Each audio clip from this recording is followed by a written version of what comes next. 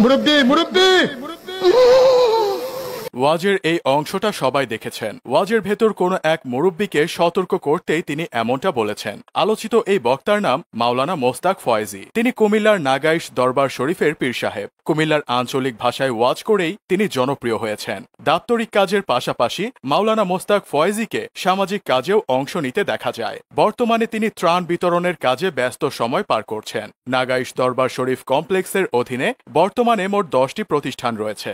মসজিদ, এতিমখানা, মাদ্রাসা সহ বিভিন্ন প্রতিষ্ঠানের দায়িত্বে আছেন মাওলানা মোস্তাক ফয়েজী। কুমিল্লা সহ বাংলাদেশের বিভিন্ন প্রান্তে তিনি মাহফিলের কাজে ঘুরে বেড়ান। তবে কে জানত মুরব্বিকে বাধা দিতে গিয়ে তিনি দেশব্যাপী পরিচিতি পাবেন। এমন আরও কিছু বক্তা আছেন যাদের বক্তব্য দেশব্যাপী ছড়িয়েছে। তারা অবশ্য সমালোচিত হয়েছেন। এই যেমন মেসেজ ড্রপ হুজুর। মেসেজ ড্রপ বিষয়ক ওয়াজ করার পর থেকেই তাকে সবাই চিনেছে। আলোচিত এই বক্তা একবার গাড়ির ভেতর বিশ্রাম নিচ্ছিলেন। সেখান থেকে প্রচার হয়ে যায়, শায়েখ উঠুন, একটা মেসেজ ড্রপ করুন। তিনি এমন একজন বক্তা যার ওয়াজে প্রেম ভালোবাসা থেকে শুরু করে বলিউডের দীপিকা ক্যাটরিনারা পর্যন্ত সবই থাকে। তিনি আজহারির মতো করে বাংলা ইংরেজি মিশিয়ে ওয়াজ করে থাকেন। আমেরিকানদের মতো উচ্চারণের চেষ্টা করেন। আবু আবদুল্লাহ মোহাম্মদ শুধু মিজানুর রহমান আজহারিকেই কপি করেন না, পুষ্পা হুজুর খ্যাত আবরারুল হক আসিফকেও কপি করেন। ফেসবুকের প্রতিষ্ঠাতা মার্ক জাকারবার্গ ও টেসলার ইলন মাস্করাও তার আলোচনার বিষয়। এছাড়া বক্তব্যকে শ্রুতিমধুর করতে ওয়াজে ফেক সাউন্ড ব্যবহার করার অভিযোগও রয়েছে তার বিরুদ্ধে।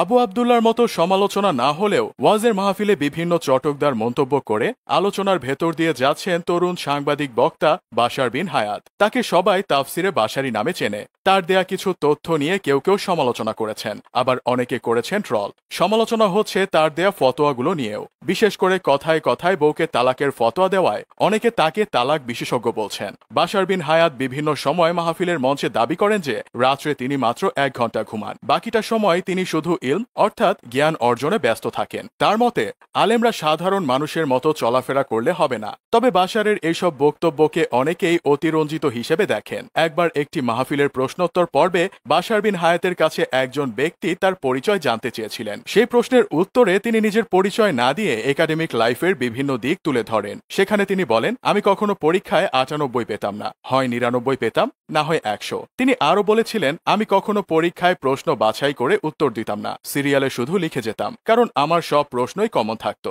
এছাড়া আবু তহা আদনানের ওয়াজ না শোনাই ভালো, বিভিন্ন মাহফিলে এমন ফতোয়া দিয়েছেন বাশার বিন হায়াত। এইসব বক্তব্যের জন্য সাধারণ মানুষের পাশাপাশি অনেক উলামায়ে কেরামগণও তার সমালোচনা করেছেন। ওয়াজের মঞ্চে বিতর্কিত মন্তব্য করে সমালোচিত হয়েছেন। এমন আরেকজন বক্তা হলেন আবরারুল হক আসিফ। তিনি কখনো প্রেম বিষয়ক ওয়াজ করেন, কখনো আবার বলিউডে শাহরুখ, সালমান খানদের নিয়ে আলোচনা করেন। বাদ যায় না পুষ্পা সিনেমার আল্লু অর্জুনও, তাই তার নাম হয়ে গেছে পুষ্পা হুজুর। একবার এক অনুষ্ঠানে তিনি বলেছিলেন, যদি তুমি কোনো মেয়েকে দেখে মানসিক শান্তি খুঁজে পাও, দ্যাটস ইনাফ ফর ইউ। এ নিয়ে সমালোচনা ঝড় বয়ে যায়। শুধু ওয়াজের বিষয় নয়, আবরারুল হক আসিফের আলোচনার ধরন নিয়েও কম সমালোচনা হয় না। বাংলা, ইংরেজি, আরবির মিশ্রণে ওয়াজ করে তিনি জনপ্রিয়তার পাশাপাশি একাধিকবার তোপের মুখেও পড়েছেন। লিল্লাহি তাকবীরের পরিবর্তে একবার বলেছিলেন লিল্লাহি তাকবীর। এছাড়া ঠোঁটে লিপস্টিক দিয়ে আবরারুল হক আসিফ ইসলামী আলোচক থেকে ট্রলের পাত্র হয়েছেন। এভাবেই ভাইরাল হয়ে অনেকেই সমালোচনার মুখে পড়েছেন। ব্যতিক্রম শুধু মাওলানা মোস্তাক ফয়েজী।